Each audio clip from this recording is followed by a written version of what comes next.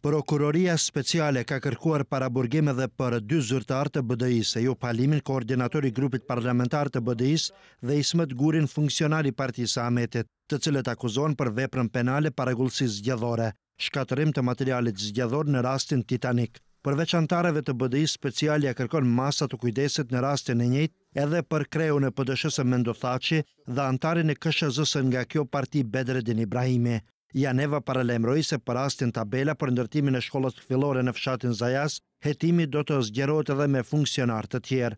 Prokuroria Janeva u përgjigj në pyetje nëse i ka dëshpëruar shqiptarët për mos hetimin e rastit Monsra.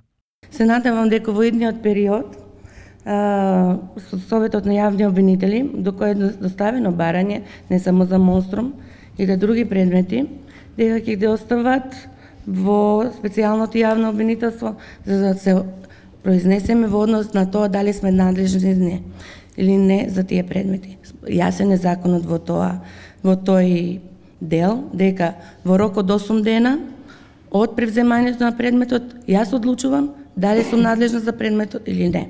Mandati i prokurorisë speciale do të vazhdojë edhe 3 vite, por afati për ngritjen e aktakuzave s'ka do nesër. Janeva mes tjera u ankua për pengesa nga Këshilli i Prokurorëve Publik dhe se këto pengesa sipas saj kanë qenë shkak që ekipi i saj nuk e ka hapur rastin Monsra, por nga Prokuroria Themelore Publike për ndjekjen e krimit të organizuar dhe korrupsionit përgënjeshtrojnë prokurorinë speciale, duke thënë se kjo prokurori nuk e ka kërkuar në kompetencë të tyre rastin Monsra. Lënda deri në këtë moment nuk është kërkuar nga ana e prokurorisë publike për ndjekjen e veprave penale që dalin nga përmbajtja e ndjekjes së paautorizuar të komunikimeve apo nga prokuroria speciale e as nga Këshilli i Prokurorëve Publik. Kjo lëndë gjendet në arkivat e prokurorisë themelore për ndjekjen e krimit të organizuar dhe korrupsionit, thuhet në reagimin e prokurorisë.